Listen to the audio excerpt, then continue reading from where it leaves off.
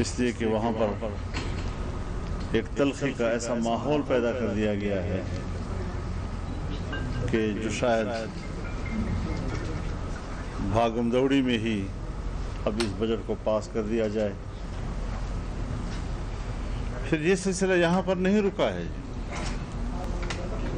یہ اب بلوچستان تک گیا ہے۔ بلوچستان میں جس طریقے سے انہوں نے گزشتہ 3 سالوں میں اپوزیشن کے حقوق کو پامال کیا ہے، اپوزیشن اراکین کے حلقوں کو جس طرح محروم رکھا گیا ہے، یہی بجٹ کا ہی تو موقع ہوتا ہے کہ عوام کے نمائندے عوام کی آواز بن کر عوام کی طرف سے احتجاج نوٹ کراتے ہیں۔ لیکن جس طرح کے بختر بند گاڑیوں کے ذریعے سے دروازے توڑے گئے، جنگلہ توڑا گیا، معزز ممبران اسمبلی کی ہڈیاں توڑی گئیں، مولانا عبدالواحد صدیقی کا ہاتھ ٹوٹا، دوسرے معزز اراکین، بزرگ اراکین، ان کی توہین کی گئی، اور اس طریقے سے بختر بند گاڑیوں کو اپنے ملک کے VIPs کے خلاف استعمال کیا گیا۔ شرم کی بات ہے، دھاندلی کی پیداوار کی حکومت اور اسمبلیاں یہی کردار ادا کر سکتی ہیں۔ پورے ملک میں ہر حلقے میں لچے لفنگوں کو دھاندلی کے ذریعے اٹھا کر پارلیمنٹ میں بٹھا دیا گیا، اور آج ان کا یہ کردار سامنے آ رہا ہے۔ نہ کوئی وقار ہے، نہ کوئی احترام ہے، نہ کوئی کسی کی عزت و آبرو ہے، اور اس طریقے سے نااہل لوگوں کو جن کا کوئی سیاسی کردار نہیں ہے اور محلے کے اوباش لوگوں کی طرح اٹھا کر پارلیمنٹ میں بٹھا کر پارلیمنٹ کی بے توقیری کی گئی ہے۔ اس صورتحال میں PDM اپنے موقف پہ قائم ہے اور حکومت کے خلاف عوامی قوت کے ساتھ تحریک کا عمل جاری ہے۔ انشاءاللہ العزیز 4 جولائی کو سوات میں تاریخ کا سب سے بڑا اجتماع ہوگا انشاءاللہ العزیز، اور عوام کی شرکت یہ بتائے گی کہ صوبہ خیبر پختونخوا کے عوام نے کس طرح اس حکومت کو مسترد کیا ہے۔ پشتون قوم تو بڑی عزت دار اور باوقار قوم ہے، لیکن ان کے کردار کی وجہ سے پشتونوں کا عزت و وقار اور ان کا باہمی احترام کی جو روایات ہیں وہ پامال ہو گئی ہے۔ ایسے لوگ کم از کم پشتون قوم کے نمائندے نہیں ہو سکتے۔ مجھے 2013 میں بتایا گیا، 2013 میں مجھے بتایا گیا کہ چونکہ پشتون بیلٹ میں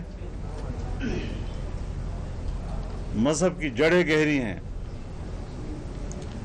اور مذہب کی ان گہری جڑوں کو اکھاڑنے کے لیے ہمارے پاس عمران خان سے بہتر چوائس اور نہیں تھا۔ جس منصوبے کے تحت یہاں پر نئی نسل کو گمراہ کیا گیا، جس طریقے سے یہاں کی باوقار اور اعلیٰ روایات کے حامل تہذیب و تمدن کو پامال کیا گیا اور ایک مادر پدر آزاد معاشرہ تشکیل دینے کی کوشش کی گئی، اس کے لیے یہی پارٹی اور اسی پارٹی کی قیادت کو چنا گیا ہے، اور یہ خالصتاً مغربی اور یہودی ایجنڈے کی بنیاد پر کیا گیا، اور ہم اپنے اس دعوے پہ قائم ہیں۔ ایک بڑی جنگ ہے اور انشاءاللہ یہ ہم نے جیت لی ہے۔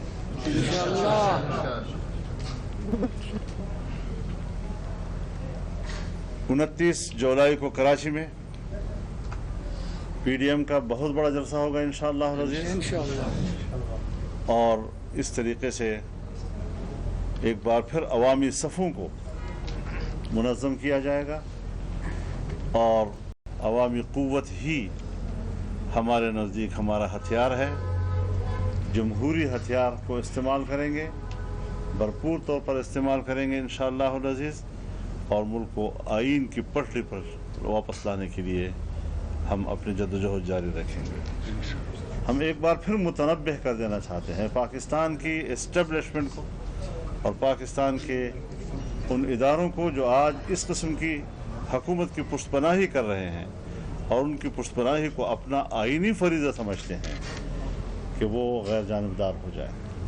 हम उनकी कदर करते हैं, उनका एहतराम करते हैं, लेकिन सियासत में उनकी इस तरह की मुदाखलत को न कबूल किया है और न ही कबूल करेंगे।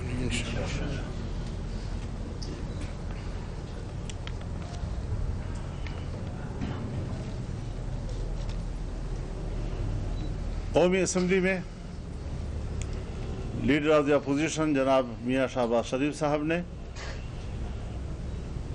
इंतखाबी इस्लाहात के लिए ऑल पार्टीज़ कॉन्फ्रेंस बुलाने की तजवीज़ दी है। हम उसकी तायीद करते हैं, इस पर काम होना चाहिए और बुनियादी नुक्ता यही हो कि इंतखाबी मराहिल के अंदर किसी मरहले पर भी जासूसी इदारों की मुदाखलत नहीं होनी चाहिए। फौज को इलेक्शन से दूर रखा जाए। अगर कहीं पर अमन अमान की सूरत हाल है तो उसके लिए पुलिस काफ़ी है। आम निहत्थे लोग उनके मुकाबले में फ़ौज को भेजना, ये तो फ़ौज के इदारे की भी तौहीन है।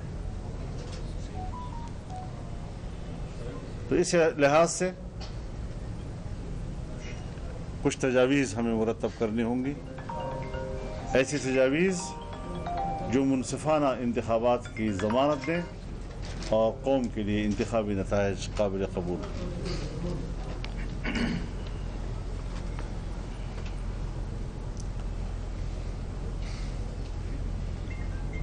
फाटा की सूरत हाल,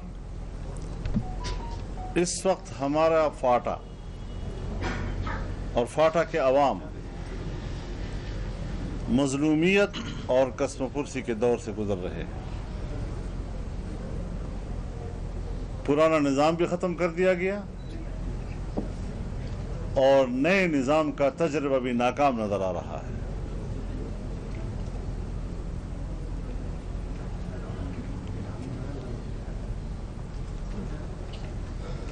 दहशतगर्दी दोबारा सर उठा रही,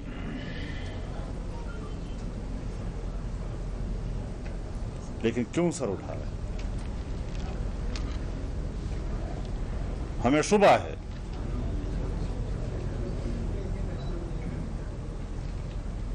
कि इस किस्म के हालात रियासत और रियासती इदारों के नाक के नीचे पैदा होते हैं। उनकी आंखों के सामने ये हालात रूनुमा होते हैं। बल्कि अगर मैं ये गुस्ताखी भी कर लूं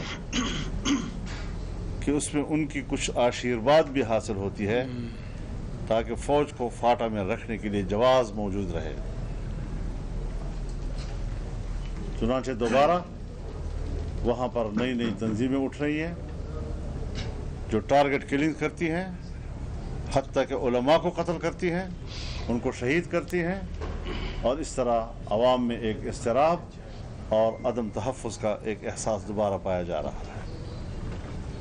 क्यों कौम से कहा गया कि दहशतगर्दी ख़त्म कर दी गई? क्यों कौम से कहा गया कि वहाँ पर अमन हालात हैं और वहाँ पर इंज़माम होना चाहिए?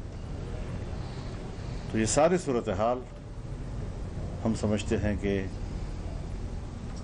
मुख्तलिफ इदारे कुछ अपने मफादात और अपना हाथ ऊपर रखने के लिए कर रहे हैं ताकि उसके लिए जवाज़ मौजूद रहे। सरताज अजीज रिपोर्ट में कहा गया था कि 10 साल तक 1000 अरब रुपया फाटा को दिया जाएगा, हर साल 100 अरब रुपया।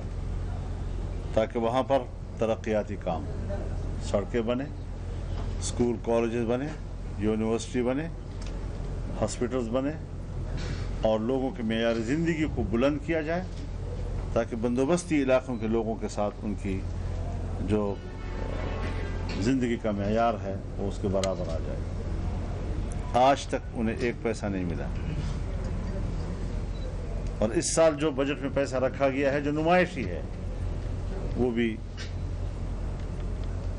कोई 54 अरब का है, 100 अरब का तो से भी आधा हो गया। पैसा कहाँ चला गया? पैसा क्यों नहीं है पाकिस्तान में?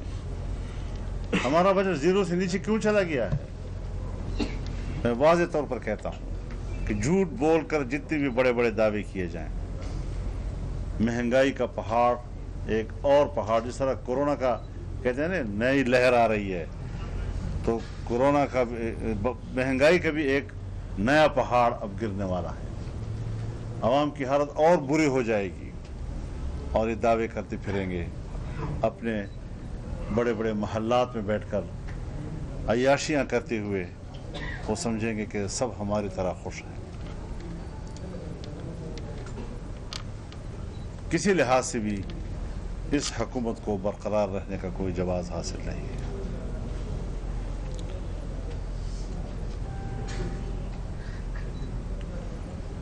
हम अफगानिस्तान में वहाँ का पुरअमन हल चाहते हैं। एक पुरअमन अफगानिस्तान, एक मुस्तहकम अफगानिस्तान, एक इस्लामी अफगानिस्तान, और उस हवाले से जो पेशरफ्त हुई है उस पर अमल दरामद होना चाहिए। ये हीले बहाने के मुआहदे पर अमल दरामद को मौखर किया जाए, इसकी वजूहात वाज़ेह की जाएँ, माकूल वजूहात, ताकि उस पर गौर भी किया जा सके और तालिबान को भी मशवरा दिया जा सके। लेकिन दुनिया में जब मुआहदे होते हैं तो वो अमल दरामद के लिए होते हैं, वो सिर्फ मामले को झटका देने के लिए नहीं हुआ करते। ये डंग टपाव सियासत होती है कि दफुल वक्ती करो और कौम को उसी हालत में रहने दो।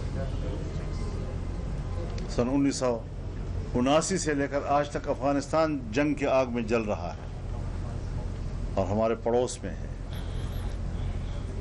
मैंने पहले भी एक ज़माने में कहा था कि पाकिस्तान अपनी अफगानिस्तान के हवाले से अपनी पॉलिसियों पर नज़रसानी करे, उस पर संजीदगी पैदा करे, वरना एक वक्त आएगा जब अफगानिस्तान में सब होंगे और पाकिस्तान नहीं होगा।